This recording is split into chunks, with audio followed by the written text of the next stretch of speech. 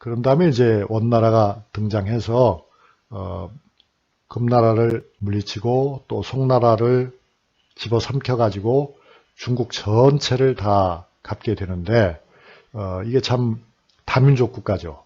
아주 복합사회인데 중국 사람들이 당연히 중국의 역사라고 말을 하지만 사실 그 당시에는 한인, 그러니까 오늘날 중국인이죠. 중국 사람들은 그 원나라 안에서는 최하 계층이었어요. 그걸 이제 남인이라고 부르는데요. 약 6천만 명의 중국인들은 무기를 소지할 수도 휴대할 수도 없었다.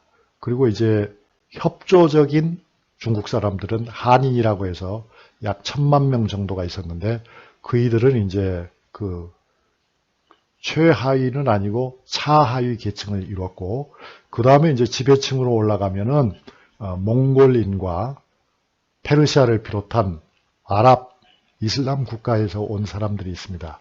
그 숫자가 약 200 내지 300만 명인데 그들이 이제 명실상부한 몽골의 지배층이었습니다. 그러니까 지배층은 비한인들, 한인이 아닌 사람들, 그리고 피지배층은 한인들이었다. 그리고 한인 가운데 일부만이 몽골 왕조의 협조적이었기 때문에 하층 지배층으로 지배층의 말단부를 형성하고 있었다. 그게 이제 바로 원나라였죠.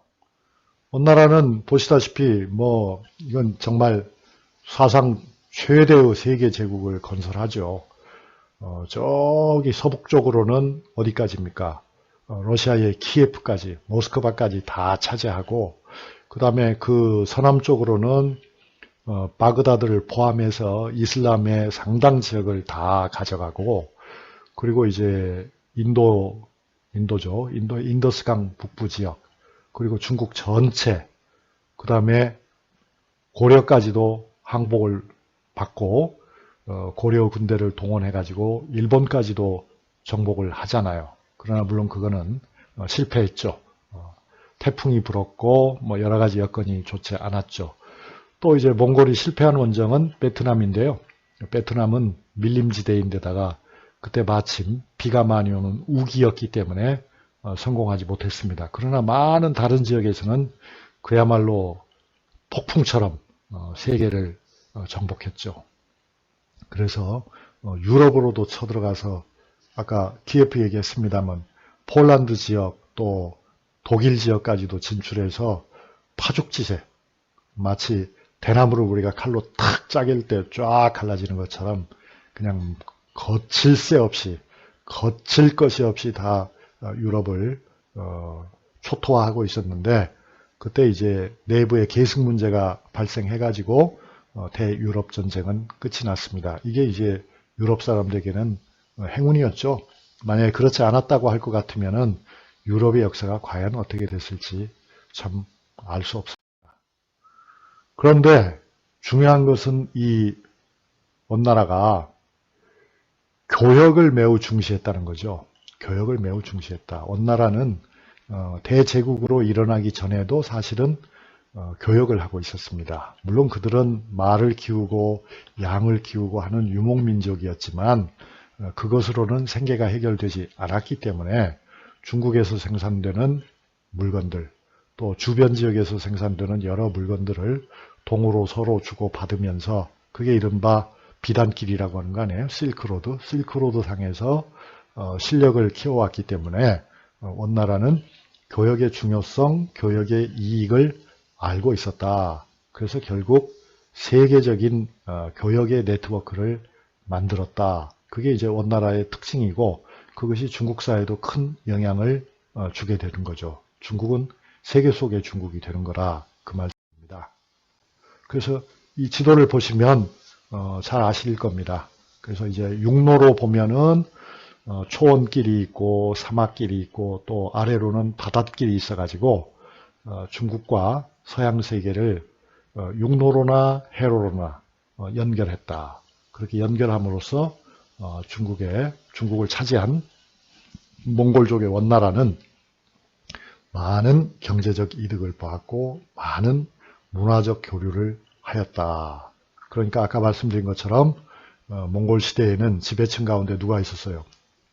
생목인이라고 해서 이슬람 지역에서 온 사람들, 즉 생목이란 말은 colored eyes예요. 우리 동양 사람이 가지고 있는 눈과는 다른 여러 가지 색깔이 있는 눈의 소유자들, 그걸 이제 생목인이라고 불렀는데, 심지어는 24생목이라고 해서 그 생목인들도, 즉 외국인들도 종류가 24종류나 된다. 그렇게 몽골 사람들이 파악했을 정도입니다. 그러니까 정말 세계 제국이라고 하는 것을 뭐 더 설명하지 않아도 여러분이 실감하시죠? 그런 위대한 정복국가 몽골을 만든 인물은 여럿이지만 그 중심에 서 있는 사람은 당연히 징기스칸이었죠. 징기스칸은 1205년 20여 년간의 내부 전쟁을 치른 다음에 몽골을 통일하고 그 다음에는 이제 사방으로 뻗어나가는 거죠. 그래서 결국 1227년에 병으로 죽지만 그 아들 오고타이가 그 다음 몽골 칸으로 수대가 돼요. 여기 이 몽골의 특별한 점은 왕이 계승을 할 적에 자기들끼리 쿠릴타이라고 하는데요. 회의를 해가지고 결정한다는 점이죠. 그리고 그 회의를 할 때에는 추장급 인물들은 다 와야 되는 거예요. 그래서 아까 유럽에서 전쟁을 하다가 돌아왔다라고 했잖아요. 그건 이제 오고타이가 죽었기 때문에 돌아온 거예요. 그렇듯이 몽골은 여러 가지 점에서 특징이 있는 나라였습니다. 이거는 몽골에 가면 이제 현대 몽골인들이 자기들의 조상이라고 볼 수 있는 징기스칸의 말탄 동상을 만들었죠. 아주 초대형 동상입니다. 생목인에 대해서는 아까 얘기한 것처럼 24민족이 포함되는데 중앙아시아 사람들, 서아시아 사람들이다. 그래서 정말 뭐 국적이 굉장히 다양해요. 그 중에는 여러분이 들으면 깜짝 놀랄 일이지만 헝가리 사람도 들어있고 러시아 사람도 들어있고 영국 사람, 프랑스 사람, 이탈리아 사람도 다 포함이 되어 있어요. 그리고 그들이 하는 일도 매우 다양해 가지고 그 중에는 뭐 병사도 있고 군인도 있지만 그뿐만 아니라 건축사, 천문학자, 의사, 작가, 또 음악가, 화가 또는 댄서, 춤추는 사람들까지도 다 포함이 되어 있고요. 그러다 보니까 이제 그 안에는 몽골 안에는 서양의 여행가들도 많이 들어올 뿐만 아니라 기독교를 전파하기 위한 전도사들도 많이 들어와 있었습니다. 그러니까 이거는 내가 왜 얘기하는 겁니까? 그렇게 해서 중국의 문화가 어떻게 됐다? 매우 국제적이 되었다. 매우 세계적이 되었다. 매우 복잡하게 융합되었다. 그것은 중국으로서는 위기일 수도 있지만 오늘날 우리가 보면 위기라기보다는 기회였죠. 즉 중국 문화의 근본이 확대되고 토대가 넓어지고 충이가 두꺼워졌다. 그렇게 볼 수 있잖아요. 이걸 만약에 중국의 역사를 중국인만이 움직여 갔더라면 그런 변화가 있었겠습니까? 없었겠죠. 그런 의미에서 이제 동아시아는 다른 지역에 비해서 매우 특별하다. 중국이 매우 중심인 것 같으면서도 중국의 역사에는 끊임없이, 중국의 문화에는 끊임없이 외부적인 요소들이 주입이 되었다. 변화의 요인들이 있었다. 그것이 가장 적극적으로 표현된 시기가 바로 몽골 시대였다는 점이 매우 흥미롭죠. 몽골의 지배 기간은 길지는 않았습니다.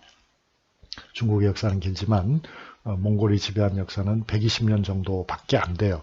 그렇지만 그동안에 엄청난 변화가 나타나서 마르코 폴로와 같은 사람은 여러분이 아시다시피 이탈리아의 베네치아의 상인이잖아요. 유명한 상인 가문의 자제인데 마르코 폴로 일가가 아버지와 삼촌과 마르코 폴로가 중국까지 와서 쿠빌라이, 당시 몽골의 황제가 쿠빌라이였습니다. 우리가 원세조라고 부르는 인물이죠. 그 시기에 바로 한국이 몽골에 항복하게 되는데 30여 년 동안 버티다 항복하는 거예요. 30여 년 버틴다는 건 대단한 거죠. 몽골의 그 병세, 군사적인 위력을 감안할 때. 그런데 어쨌든 그 쿠빌라이에게 마르코폴로 일행이 찾아와서 서양을 알리고 또 중국에서 체험을 한 다음에 자기 고향인 이탈리아로 돌아가죠.